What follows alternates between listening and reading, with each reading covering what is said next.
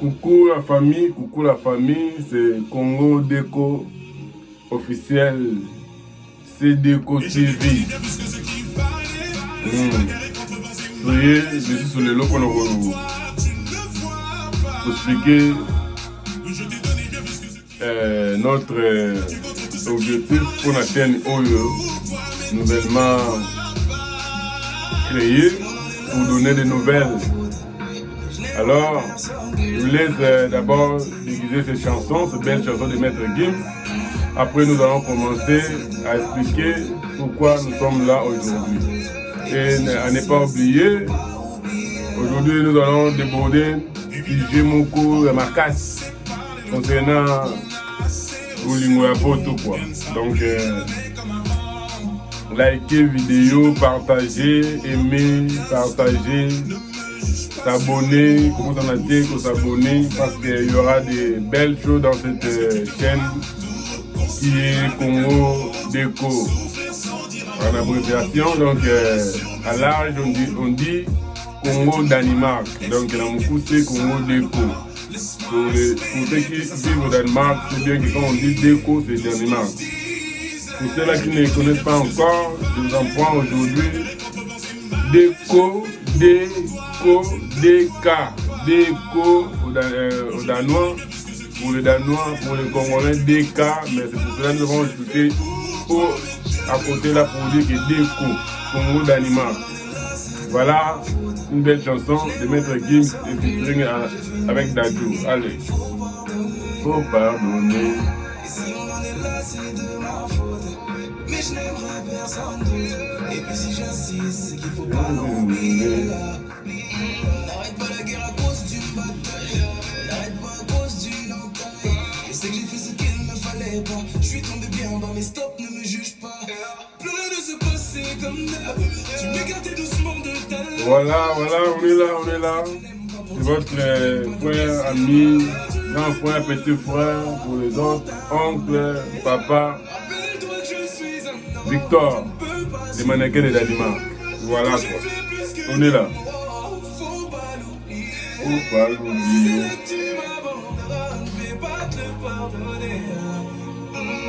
Et je t'ai donné bien plus que ce qu'il fallait. Bagarrer contre vents et marées. Je l'ai fait pour toi, tu ne le vois pas.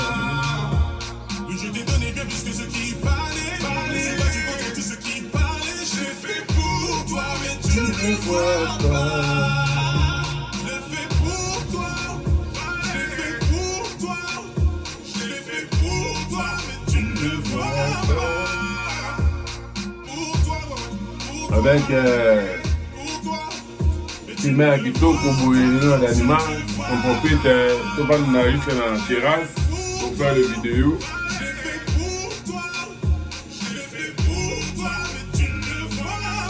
Merci à vous tous qui viennent de s'abonner nouvellement sur notre chaîne Congo Déco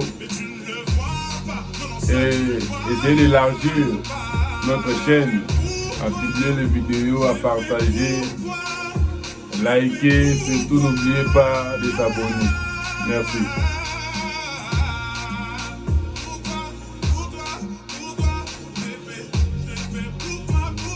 Bon, je vais arrêter la musique, comme ça on va commencer notre émission d'aujourd'hui.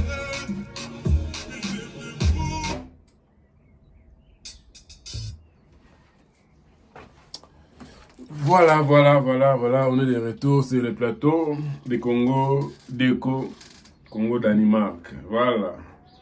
Donc, voilà, Bandeko Rangaï, Congolais, partout où vous êtes, au Danemark, Suède, Finlande, Norvège, Paris, France, Belgique, partout dans le monde, quoi. Donc, c'est votre frère, Victor, le mannequin de Danemark. Voilà, nous avons créé cette chaîne pour pouvoir aussi faire connaître notre pays qui est le Danemark. C'est pas notre pays, mais c'est le deuxième pays qui nous a accueillis ici, tant que vous le savez, pour ne pas tout dire ici. Donc voilà, aujourd'hui, nous avons pris l'initiative de créer cette chaîne juste pour partager les vidéos, faire les vidéos, expliquer certains sujets. Autant sous le belé, mais aujourd'hui, nous allons expliquer, comment dirais-je, solo concernant Bolingo na poto. C'est vrai, on dit, l'amour n'est pas facile. Mais c'est plutôt nous, les humains, tout comme ça, on est moins. En réalité, l'amour est très très facile. Donc voilà, mes sœurs, j'espère que vous allez vraiment vous tenir en rigueur. Bon dimatoloba au Italie de leur comportement à bassine à poto. C'est pourquoi j'encourage, j'attire les oreilles de tout homme. Donc, Bamise Bayemba, Bolingoza, Melu Aminumi Balé, faut faire très attention. Ceux qui servent, je dis bien, ceux qui servent, on a déjà musique. Parce qu'on ne vit qu'une seule fois dans la vie. Une fois partir, tu roules là. Et puis, dans ce moment, tu vas dans le coin, tu vas mettre un copo et puis tu vas s'anir. Donc, mieux vaut mourir dans des choses nobles que au coup pour la moitié. Avec l'expérience que nous avons, Dieu nous a fait grâce de passer aussi dans certaines choses, problèmes, pour connaître aussi cette réalité, quoi.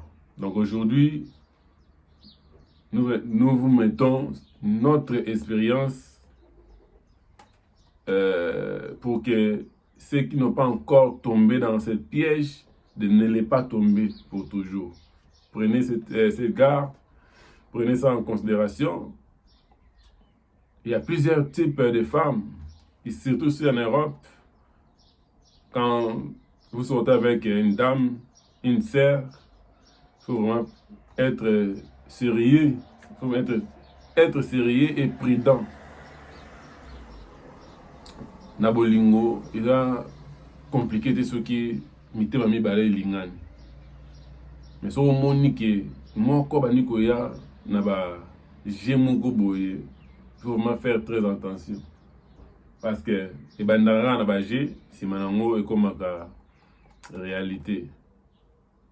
Nous tous sommes venus du bled, se retrouver ici, mais nos sœurs ne veulent pas comprendre qu'on est là pour chercher, comment dirais-je, la vie, pour aider aussi nos familles. Une fois tombé amoureux d'elle, il suffit seulement de tomber enceinte. Après, Alaxayo, bizarre l'inae quoi. Or, tant que je la kala, mikolo ba yebisaka biso ke bolingo ezalaka kobota eza assurance ya libala te. Est-ce que point wana tobosana yango surtout nous les Congolais? Est-ce que tobosani point wana vraiment ndenge ba parents bane koloba na biso chaque fois que bo excuse nga bo permettre nga ta chapeau ndenge ba parents bane koloba chaque fois que même à Mikolo, que avoir des enfants avec quelqu'un, ce n'est pas ça l'amour. Ce n'est pas ça l'amour.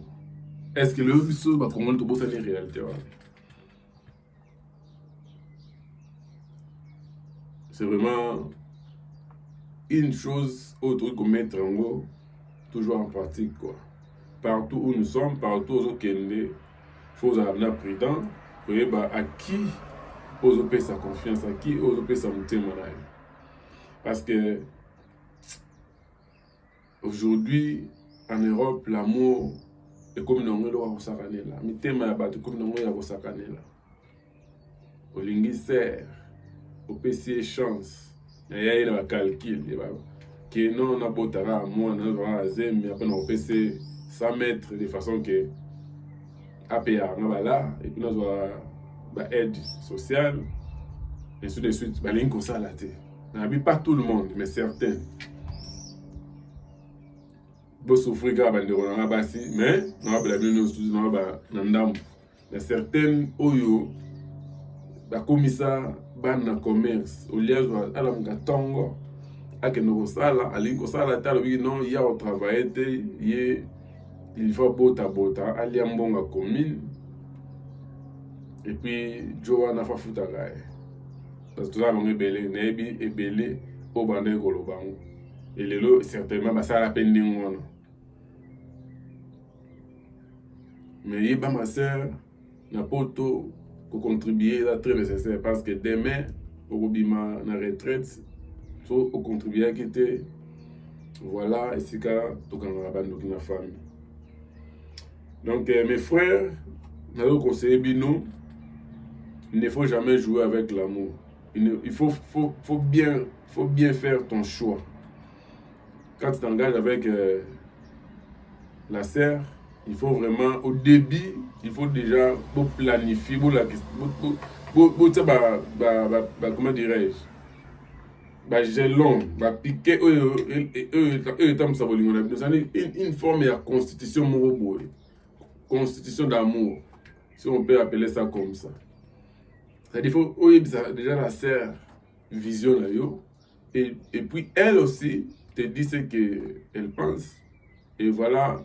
C'est par là que vous pouvez aller ensemble. Mais ce n'est pas tout. Okokoloba adhérer na idée na yo, mais il y a organisme. Donc, dans tout ça, tant qu'humain, tant que Moubali, il faut avoir l'esprit de discernement. Et surtout, il ne faut jamais aimer qu'on a passé, qu'on a mawa. Non, parce que parce que aza boye peut-être non, l'amour c'est l'amour parce que il va toujours contre nous les hommes. Ici en Europe, tant amour il va toujours contre nous les hommes. C'est nous qui payons presque à 100%. Tu peux perdre ton job, tu peux perdre ta maison, et puis tu recommences tout à zéro. Je dis des choses avec l'expérience, quoi. Donc je veux que tout le monde, ceux qui me suivent, puissent comprendre de quoi je suis en train de parler. Je sais que ce n'est pas à moi de vous apprendre des choses, mais l'expérience aussi fait vivre, quoi. Tu peux avoir des bagages, mais quand tu écoutes aussi d'autres personnes, vous allez améliorer un peu au. C'est comme ça, un homme averti à voler. Donc, je ne suis pas là pour vous apprendre, je ne suis pas là pour une notion, mais c'est juste compléter peut-être le mot Wezangaki. Donc, premièrement, il ne faut jamais aimer Kolinga Mwasi Namawa. Pour me. Deuxièmement, et là, on a besoin de mingi mibali, tout le monde a besoin de momi. Vous oubliez que non, c'est déjà un bon ganga. Donc, ok, ne bon ça les boye. Avec na jumo bakabwani, irobino. Peut-être Johanna, avec son idée de niyo, mais non, on va récupérer pour non. C'est tout ça. Bah, il s'est toujours cola. Mieux vaut kolinga mwasi oyo akufela mobali ke oyo a divorce. Et donc voilà, même moi qui vous parle ici, j'avais oublié ce principe. Mais au jour d'aujourd'hui, je comprends que c'était trop nécessaire. Il ne faut jamais négliger des petites choses, des petits points. Il faut vraiment, quand tu aimes une personne, il faut venir à là, comment il se comporte, pourquoi elle était avec tel, mais aujourd'hui, pourquoi il a eu des enfants avec tel, mais aujourd'hui, et moi, est-ce que je parle des choses avec beaucoup d'expérience, peut-être oui, non, comme tel, les autres déjà, ça a déjà belé.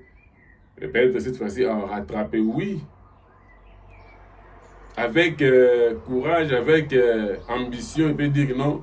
Elle peut dire que non, cette fois-ci, je vais améliorer. Mais mes chers frères, je vous dis la vérité, c'est du mensonge. Donc, il faut vraiment être prudent avec des femmes qui sont déjà divorcées.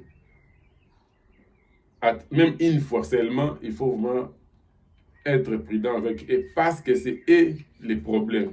Ce n'est pas les hommes.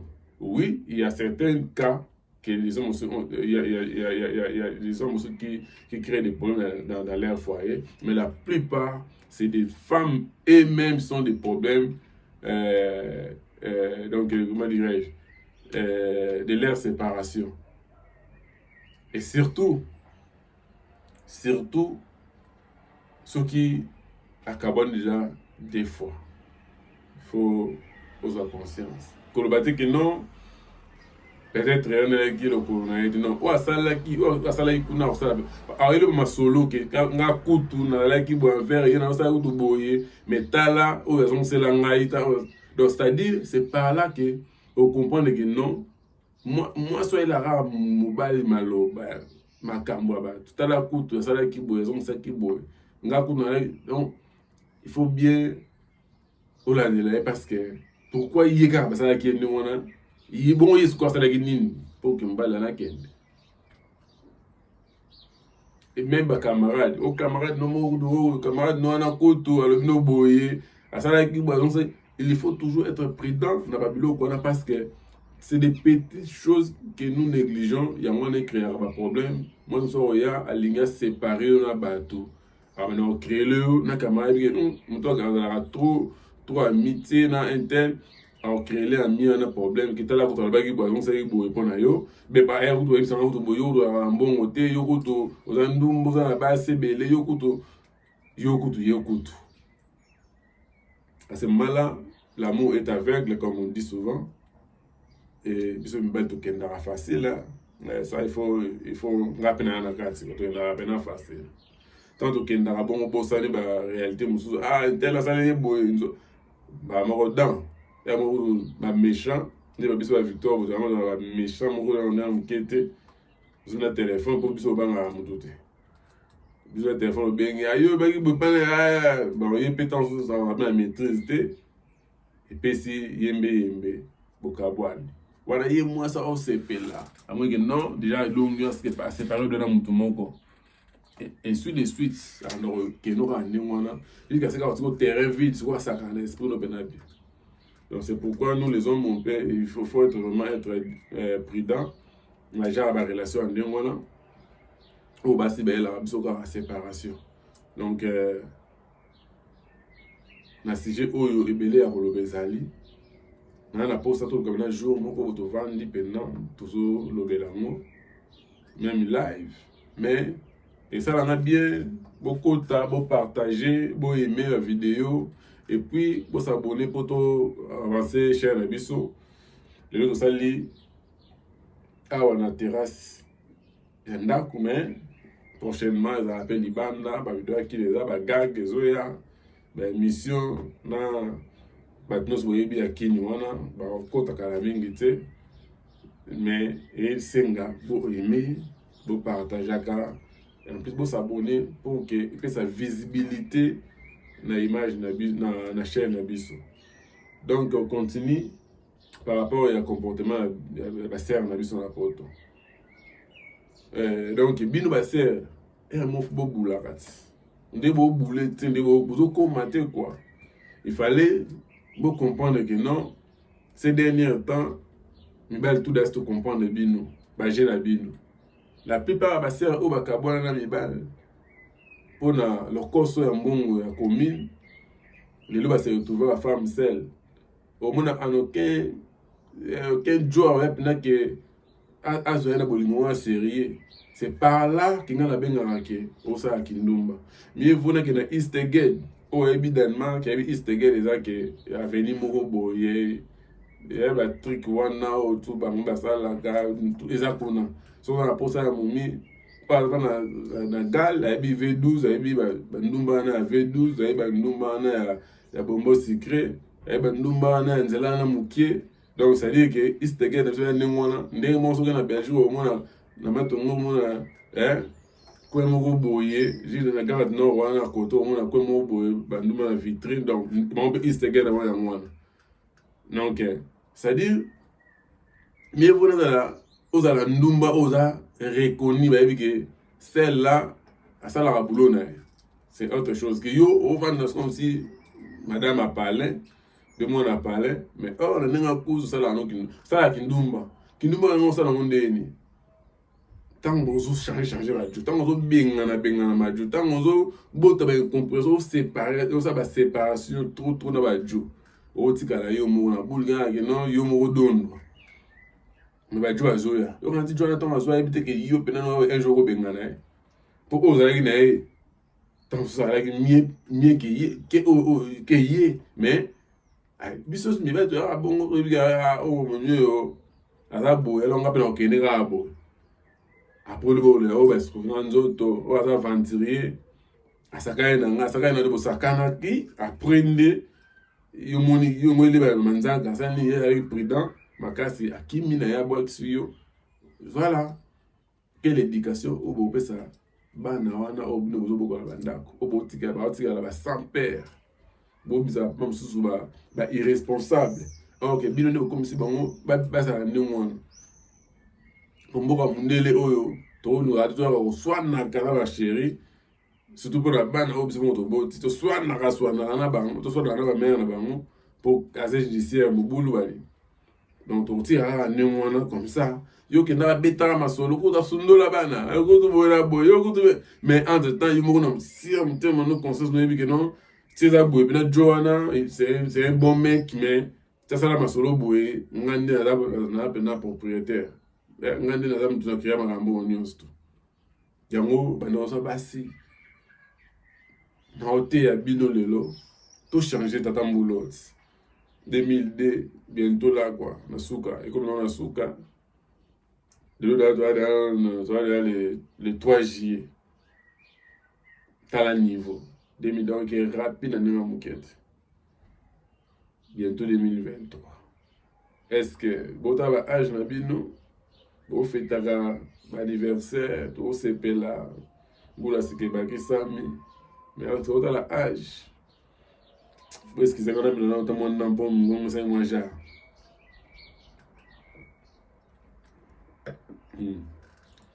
Donc voilà 2023 dans la minute tout ça dans molo. Donc ngai émission na oyo ezaka pona bela ba chéri na ndora ko bela ba chéri na yebi ke ba o baza mato ya koyoka ba changer ba o za mato ya koyoka te ba changer pété. Mais au moins qui est comme la bino na mato il faut comprendre que mbela mo betama qui pour même dans paradis ba on na bino yo ka Victor te yo ka les mannequins de Danemark te ba on na moko. Donc vous avez vu au sérieux on doit ça passer auto et le synonyme ya paradis te no ga mukinde mukilniosto so celle là na casse na yo au ça là sans même passer par Simea Mutu quoi. De façon yo lukambo de faire ngape na lukala je pas lukambo. Donc tout ça ma solo belé à Robeta oyo disusu donc toute la qualité la vidéo na biso et dans ndengeni et plutôt tout peut ça conseil mais to kata vidéo oyo dans la 25e minute comme ça tout ça la sous vidéo monsieur soit titre monsieur on a représenté ce que monsieur quoi. Donc bon aimer bon partager au dans la vie to c'est là ba prêtre d'animal tel que Scorpion Lunda mais Skolun il a participé à l'émission Karamingi et puis ba combattant d'animal tobosani te na musika bamiyebi nde mpe bazali chaîne na bino ya Scandinavie yango, chaîne na bino ya Danemark yango. Donc il fallait sikoyo tokota topartage tosala baémission totinda mpo mokili eyeba ke na kue moko mpe Danemark oyo totangaka kala ke les jours les plus longs na été. Et puis voilà, donc de l'eau déjà tout ça est nous. Ouais, déjà tout ça oh là c'est bon, c'est ma belle. Ouais, tu vois déjà à 17h. Voilà. Pour la ben bazala mboka pesi bambote belé na famille nanga, famille Kompimpa. Maman nanga nkuna Abetine, la grand frère nanga na Paris, Hamza Paul, Kina, Bwaki, Veroki, Ndilu, prêtre, oncle Sele Kouta, binational, Yannick Kouta, fils du pays, Fumu Zizi, Papi Kipulu, na bosante na musika 8000 km. Mena Mamuke, mère boss, libanga ya kayu na musika kebo kwe. Ouais, c'était ma famille, afande, galo manzambe petit propre, Gora, musika na Zambie, tobosanité, big up. Et puis mon pasteur, mon conseiller privé, Bosco Lele, grand frère propre. Mais madame Inae, maman Olga Kinitu Lele, yabino ya mwana na musika, tobosanité, mes nièces, mes neveux, Scorpion de Danemark, les félins junior de Danemark, et puis tout le monde au baïmé, au balingarabiso, no balingarabiso te tous ensemble, tout sengabino, encouragement pour que tout avancer. Non, ça, le raison abisso yate quoi. Donc, ils ont juste tant c'était allé. On va mettre les vidéos, on va faire les vidéos pour que tout ça en ligne, tout avancer, peut-être lancer pembo qu'on a vu sur le bosso quoi. Donc, tout ça n'était bien sur la musique, bambo tenabino, et puis à nous revoir dans des deuxième vidéo. Allez, ciao, bye.